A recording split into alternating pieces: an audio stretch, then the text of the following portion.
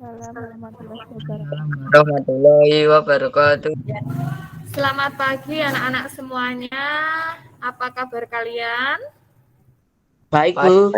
Ya, tetap semangat ya. Harus semangat walaupun belajar dari rumah itu kadang membosankan, tapi kita ya mau bagaimana lagi karena kondisinya seperti ini ya kita harus menjalaninya dengan lapang dada. Jangan ngelokro ya, tetap semangat untuk belajar.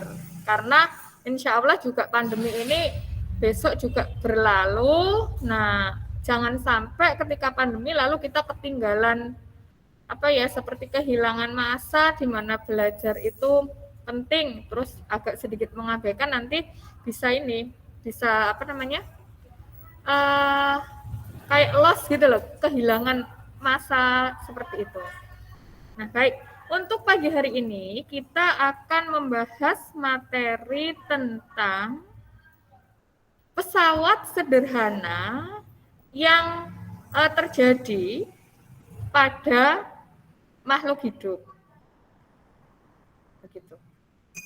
Saya share screen ya. Ini saya ambil dari buku paket saja. Kalian semua sudah punya buku siswa. Ini. Prinsip kerja pesawat sederhana pada sistem gerak manusia. Nah, selain peralatan sehari-hari yang kita gunakan dalam kehidupan, seperti yang sudah saya bahas pada pertemuan yang lalu, ini tampak kan ya? Tampak, Bu. Oke. Tampak, Bu. Ya. Loh kok ini? Sebentar, maaf. Saya kok tadi ini, saya lupa ini dia. Ini ya. Selain yang kemarin sudah kita bahas, seperti misalnya pengungkit, kemudian ada gunting, ada pembuka tutup botol. Nah, pada manusia itu kita juga ada sistem yang kerjanya itu berdasarkan sistem kerja atau prinsip kerja pesawat sederhana. Ini berlaku pada struktur otot dan rangka manusia. Misalnya saja, ketika kita mengangkat barbel, nih mengangkat beban barbel seperti itu, telapak tangan yang menggenggam barbel ini berperan sebagai gaya beban. Jadi dia yang gaya bebannya. Kan bebannya di sini kan barbelnya itu. Jadi ini misalnya barbel, ini barbelnya adalah beban, terus ini tangan yang memegang ini namanya adalah gaya beban. Kemudian titik tumpunya berada di mana? Titik tumpunya berada di siku. Kuasanya ada di lengan bawah. Ini lengan bawah ya. Jadi ini adalah bebannya. Kemudian di sini ini yang bagian tangan memegang ini, telapak tangan memegang ini adalah gaya beban. Terus di sini adalah titik tumpu, ini adalah kuasa. Nah, oleh sebab itu, karena titik tumpunya itu berada di antara lengan beban dan kuasa, untuk kerja dari ini ketika mengangkat beban barbel itu termasuk pesawat sederhana pengungkit jenis ketiga. Begitu. Ini ya, diingat-ingat. Nah, kan otot kita itu ada otot bicep, kemudian yang bawahnya ada tricep. Ketika diangkat seperti ini otot bicepnya mengalami kontraksi. Nah, di sini ini lengan kuasa, terus ini kan ada tulang-tulang ya. Ini tumpuannya di sini. Nah, ini adalah lengan bebannya, ini beban. Ini gaya kuasanya.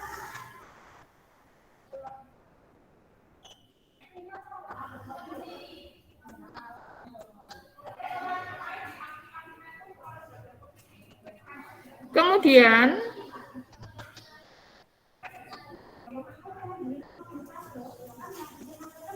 Ada juga ini.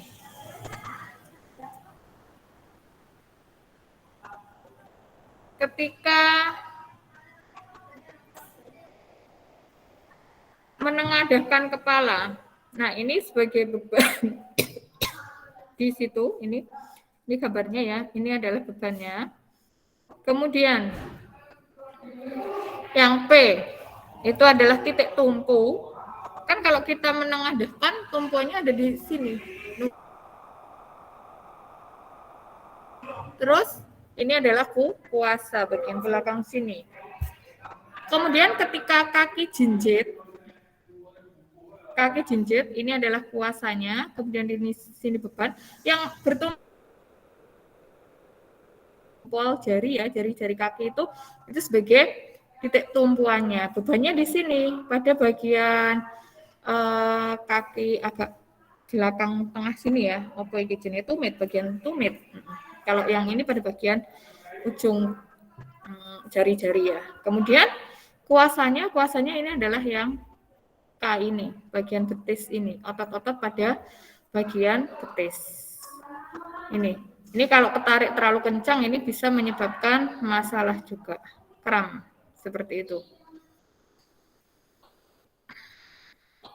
Nah, selain pada kegiatan mengangkat barbel, jinjit, berdiri dan menunduk, prinsip pengungkit itu bisa digunakan juga untuk menganalisis pola gerak tubuh saat bermain bulu tangkis. Nih, ketika posisi begini, leher sedang kayak menengadah ke atas begitu ya, ketika mau nyemes.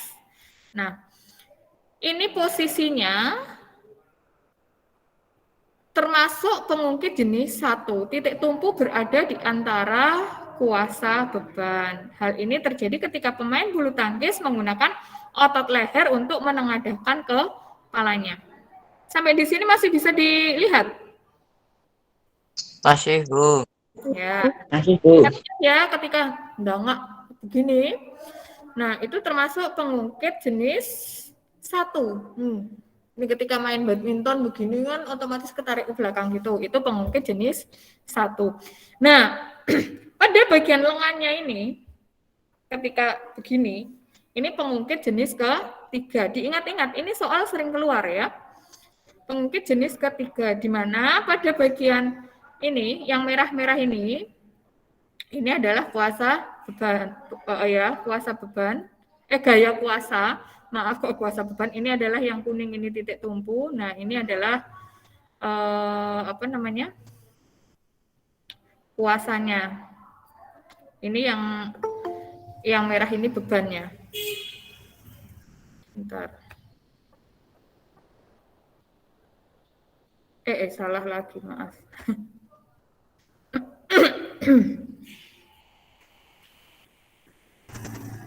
Nah, kondisi yang pengungkit jenis ketiga tadi, merah ini beban, kemudian yang bagian ketiak ini adalah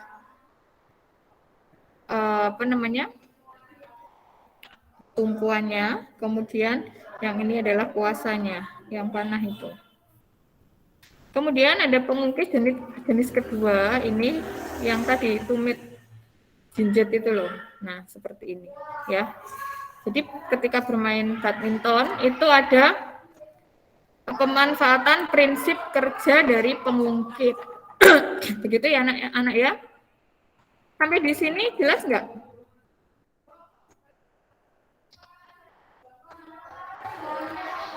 Jelas nggak sampai di sini anak-anak? Halo? Jelas nggak? Jelas, Bu. Jelas, Bu. Ya. Sekarang saya anukan contoh yang ini. Ini sebentar. Enter window. Nah. Sama halnya ya ini ya. Ini udah kemarin.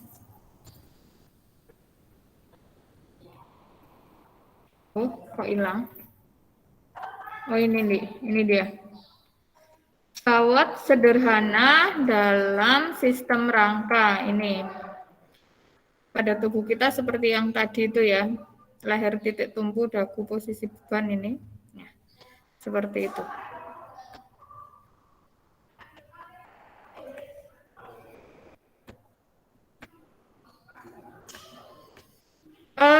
Sampai di sini ada yang mau ditanyakan nggak? Ada yang mau ditanyakan nggak tentang prinsip kerja pesawat sederhana pada sistem rangka kita? Jelas nggak? Coba saya ulang. Saya beri pertanyaan. Tadi untuk yang bermain bulu tangkis, ketika kepala menengadah waktu mau nyemes itu termasuk pengungkit jenis berapa? Pengungkit jenis 1, Bu. Pengungkit jenis 1. Ya. Ya. Kemudian kalau yang pengungkit jenis 3 yang mana? Pengungkit yang jenis 3 ini yang mana? Yang apakah ketika kakinya jinjit, tumitnya itu diangkat atau ketika mau nyemesnya? Tumitnya. Nyemesnya, Bu. Ya, Nyemes, Bu. Nyemes ya. Terus yang kaki itu sebagai tumpuan ketika jinjit itu pengungkit jenis berapa? Kedua. Oke, berarti bisa dipahami ya anak-anak ya? Ya. Ya, Bu. Ya, saya kira untuk yang ini materinya cuman ini saja karena memang tidak terlalu banyak materi kan, itu hanya kayak apa namanya dikaitkan dengan pada tubuh kita seperti itu. Yang namanya IPA terpadu jadi dipadukan antara hal-hal yang terjadi pada benda terus ini terjadi pada makhluk hidup. Seperti itu ya. Baik, kalau begitu kalian juga sudah cukup paham. Ini saya sudahi dulu ya. Nanti ada tugas untuk mengerjakan materi soal-soal ya. Nanti saya share di Google Classroom. Tidak banyak soalnya, hanya beberapa saja. Ya, Bu. Ya. Biar Ya, ada Bu. aktivitas selain kalian hanya mendengarkan ini. Ini insya Allah nanti rekamannya juga akan saya upload bagi anak-anak yang hari ini berhalangan tidak bisa mengikuti Google Meet secara langsung karena kendala faktor kuota mungkin, sinyal, atau HP-nya dibawa oleh orang tua. Seperti itu bisa tetap mengikuti. Harapan saya seperti itu ya. Baik, saya sudahi. Ini saya stop share ya. Assalamualaikum warahmatullahi wabarakatuh. Silakan kalian boleh live. Waalaikumsalam warahmatullahi wabarakatuh. wabarakatuh. Ya.